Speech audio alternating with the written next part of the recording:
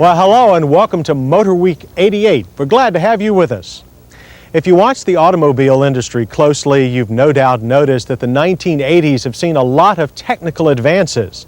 First, there was on-road four-wheel drive for sedans. Then came anti-lock brakes. And for 1988, four-wheel steering.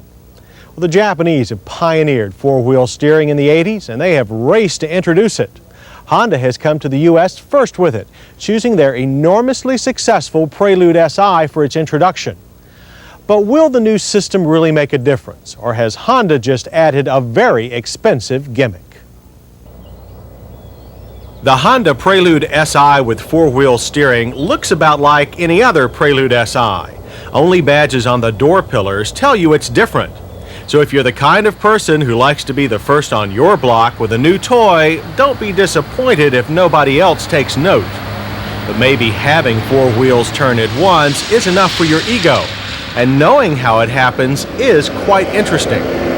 The Honda four-wheel steering is the first such system sold here, and unlike others to follow, it's purely mechanical. Turn the steering wheel less than 246 degrees and the rear wheels will turn up to 1.5 degrees in the same direction as the front ones. This, in theory, should improve handling at higher speeds. Turn the steering wheel more than 246 degrees and the rear wheels steer up to 5.3 degrees in the direction opposite the front ones. This gives better low-speed maneuverability. It also shortens the turning circle to a very compact 33 feet. From underneath, things don't look too complex, but the gears arrangement inside this rear steering box is a marvel. It takes its commands from a shaft connected to the front steering box. Wheel motion is then transmitted along conventional-looking links. While reliability shouldn't be a worry, we'd hate to see the repair bill after a rear-end collision. So does a four-wheel steer Prelude handle any differently? Well, it's very hard to tell. The two-wheel steer Prelude is already a great handling sporty coupe. The four-wheel steer Prelude doesn't feel too much different in the slalom. You can go a little faster and turn a little later without having the tail end come unglued. So far, we've found four-wheel steer cars to be less than a second faster in a slalom than similar two-wheel steer cars. As speeds climb, however, it is apparent that four-wheel steering gives the driver a little more room for error. But both Mazda and Porsche have rear suspension systems that provide the same outcome without the complexity of extra steering gear. And in everyday driving, you will be hard-pressed to notice any real advantage to the Prelude's four-wheel steering.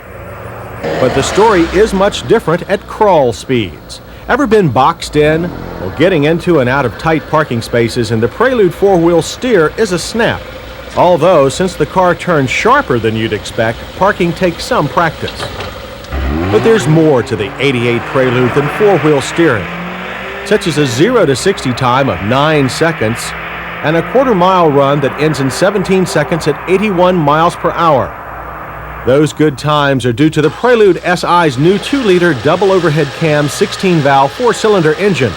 Compared to last year's SI engine, horsepower is up 23% to 135 and torque 11% to 127 pound-feet. It works best when mated to Honda's excellent 5-speed manual transmission. An electronically controlled 4-speed automatic is also available. Braking is accomplished by 4-wheel discs, which bring the Prelude down from 55 with an average distance of only 106 feet. Stability is good, but the rear brakes do have a tendency to lock. Our test car's control in panic stops was somewhat difficult. But despite all the technical hoopla, we should point out that the 88 Prelude's changes are not all mechanical.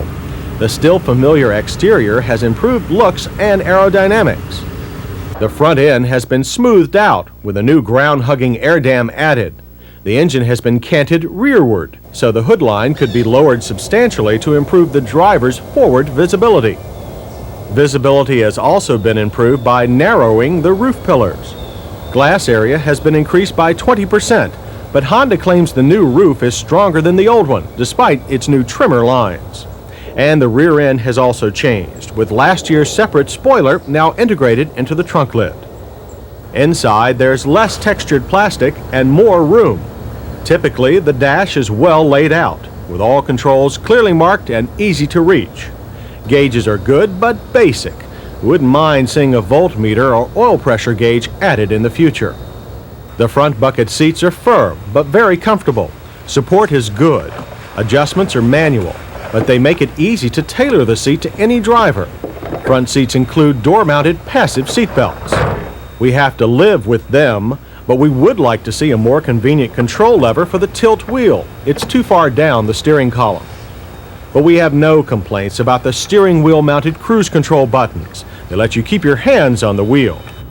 We're also impressed by the easy-to-use climate controls and the excellent cassette stereo. It uses 2 antennas for improved radio reception. The rear seat is typical for a 2-door coupe. It loses points for legroom, but gains some for shoulder belts. The trunk offers plenty of luggage space and a moderate liftover, and loading big suitcases is easy despite a short opening. There's even more luggage space if you fold the rear seat back flat. The EPA estimates the Prelude's fuel economy to be 23 city, 27 highway. Our mixed driving loop returned a moderate 25 miles per gallon. But there's nothing moderate about the price. Virtually everything is standard on a Prelude SI, including the electric moonroof, so the base price is a substantial $16,645. Add another $1,300 if you want 4-wheel steering, so our test car costs $17,945. That's expensive to begin with, and $1,300 for easier parking does seem excessive. In our safety check, the Prelude SI 4-wheel steer passes on all but one count. It still doesn't have anti-lock brakes. Our list of hits include the Prelude's stylish new exterior, improved interior, and better acceleration from its new engine. We also love the low-speed maneuverability of 4-wheel steering. Misses are 2, its high price and overly touchy brakes. But lest we forget, there's another issue here, the Prelude's 4-wheel steering. It's great for city, hardly noticeable at speed, and expensive. We'd like to see it on a much larger luxury car, or on an off-road 4-wheel drive wagon. Its advantages could really make a difference on such vehicles, and its price could be more easily absorbed. Of course, the 4-wheel steering is only an option, and without it, the Prelude still steers better than ever.